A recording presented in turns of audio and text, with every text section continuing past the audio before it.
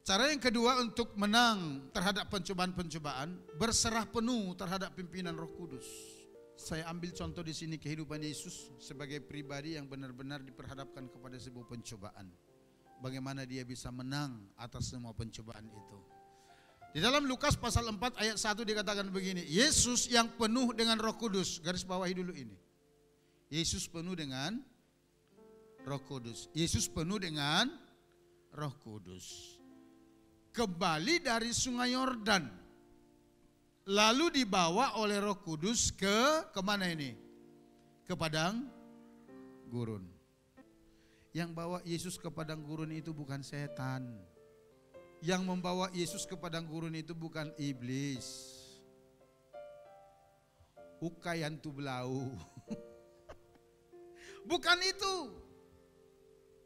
Alkitab jelas mengatakan setelah Yesus selesai dibaptis, dia keluar dari sungai Yordan, lalu dia beranjak dari sana, dia dipenuhi roh, roh yang memenuhi dia itu membawa dia ke padang gurun. Perhatikan ini, jelas sekali. Next, untuk apa dia dibawa ke sana? Tentu kita semua tahu cerita itu, untuk dicoba itu. Tapi perhatikan, Yesus menyerahkan diri sepenuhnya dibawa dan dipimpin oleh Roh Kudus ke padang gurun oleh karena hatinya dipenuhi oleh kasih akan Bapa. Dia tahu apa yang akan terjadi di sana, dia tahu.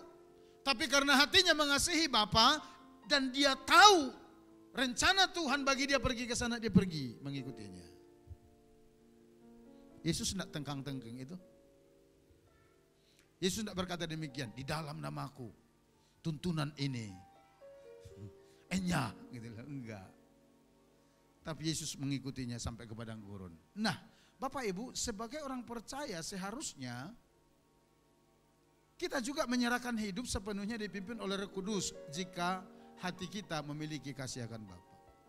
Supaya apa? Supaya kita berkemenangan terhadap pencobaan-pencobaan yang sedang menghadang hidup kita itu. Kita serahkan hidup kita dipimpin oleh Roh Kudus. Next. Perhatikan ini ya. Sebagai manusia yang 100% memiliki kodrat ilahi. Yesus manusia bukan? Manusia 100%. Itu pengakuan iman Kristen. Tapi di dalam kemanusiaannya Yesus juga Allah 100%. Itu sebabnya dia memiliki kodrat ilahi 100%. Yesus tahu bahwa situasi padang gurun bukanlah situasi yang enak bagi daging. Bagi keinginan daging ini dia tahu itu bukan situasi yang enak. Tapi karena hatinya memiliki kasih akan Bapa, Yesus menyerahkan diri sepenuh dipimpin dan dituntun oleh Roh Kudus ke padang gurun. Dia taat terhadap apa? Terhadap pimpinan Roh Kudus itu. Dia menyerahkan diri sepenuh dibawa oleh Roh Kudus ke padang gurun. Kemudian di sanalah dia menunjukkan dan membuktikan bahwa dia tidak dikuasai dan dikalahkan oleh keinginan daging. Oh, ini keren saudara ya. Kita perlu tahu ini. Yesus tahu situasi padang gurun tidak enak, iya. Dia menghindar, tidak. Berbeda dengan kebanyakan orang percaya hari-hari ini. Begitu tahu ada persoalan, ada masalah, menghindar. Saudara, semenjak kita masuk tahun ini, saya katakan ada 3 prinsip hidup yang harus kita hidupi. Supaya kita mengalami apa yang Tuhan pesankan kepada kita tahun pengharapan dan kemenangan. Yang pertama, masih ingat? Teguh di dalam Tuhan. Yang kedua, sungguh-sungguh di dalam Tuhan. Yang ketiga, setia kepada Tuhan. 2 minggu yang lalu saya katakan demikian. Menguji keteguhan hatimu kepada Tuhan itu, persoalanlah yang akan diperhadapkan kepadamu. Tanpa persoalan kita tahu apakah hatimu itu teguh percaya kepada Tuhan. Tapi ketika Tuhan mengizinkan berbagai persoalan masalah datang menghadang hidup kita. Bahkan kita lihat seolah-olah tidak ada pengharapan di sana. Sepertinya langit sudah runtuh. Semua sudah gelap seperti tidak ada pertolongan.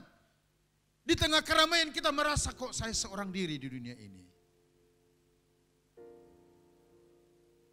Di tengah-tengah seperti itu akan teruji apakah hatimu teguh kepada Tuhan. Persoalan-persoalan, masalah yang Tuhan izinkan kita hadapi, pencobaan-pencobaan akan membuktikan apakah hatimu itu teguh kepada Tuhan. Yesus tahu situasi itu. Tapi Yesus pergi ke sana dan membuktikan diri bahwa dia tidak akan kalah dengan itu dan hal-hal yang mencobai dia di sana. Next. Dia mengalahkan pencobaan melalui penyerahan dan ketaatannya terhadap pimpinan Roh Kudus dan kehendak Bapa. Sangat berbeda dengan Adam dan Hawa. Adam dan Hawa tidak lagi hidup dalam penyerahan diri kepada Allah. Mereka mulai hidup independen, bebas gitu loh, dari kontrol Tuhan. Dengan memakan buah pengetahuan yang baik dan jahat. Sehingga akibatnya Adam dan Hawa jatuh ke dalam pencobaan. Adam dan Hawa tergoda dan jatuh oleh keinginan daging. Ada di Kejadian pasal 3 itu dikatakan baik untuk dimakan buah itu berbicara keinginan daging, urusannya perut. Terus keinginan mata, menarik dilihat, dan keangkuhan hidup.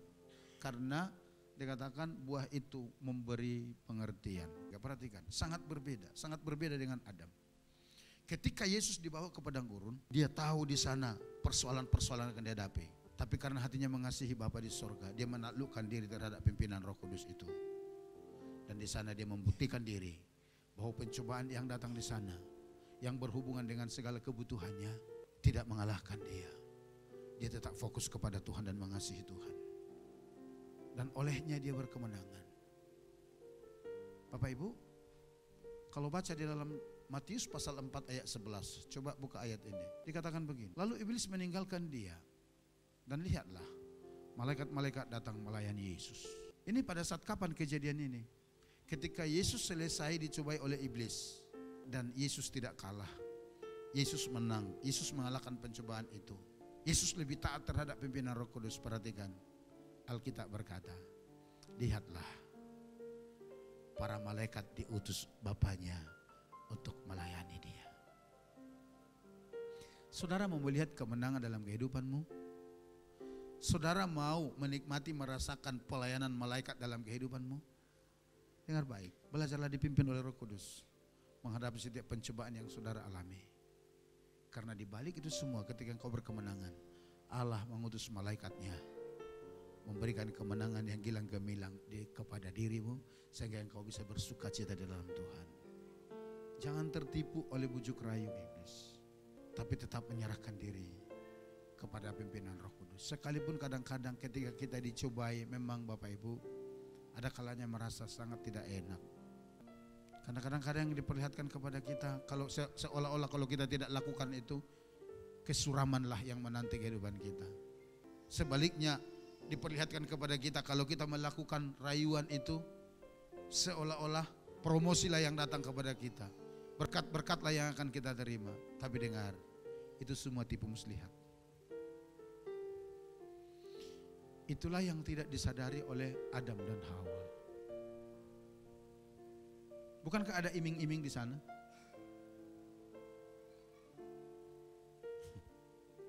Mereka diiming-imingi sehingga mereka tertarik. Apalagi ada pernyataan berkata demikian, oh tidak, tapi kamu akan menjadi serupa dengan Allah. Wah, keren saudara ya. Tertarik sehingga mereka jatuh ke dalam pencobaan-pencobaan, tapi akibatnya apa? Semua jadi rusak. Bukan kemenangan, tapi kehancuran. Tapi Yesus, sekalipun kelihatannya sepertinya suram, tapi waktu dia taat terhadap pimpinan Roh Kudus, dia memperoleh sesuatu yang terbaik daripada Bapa. Saudara mau menang? Amin. Ikuti tuntunan Roh Kudus dalam hidup kita.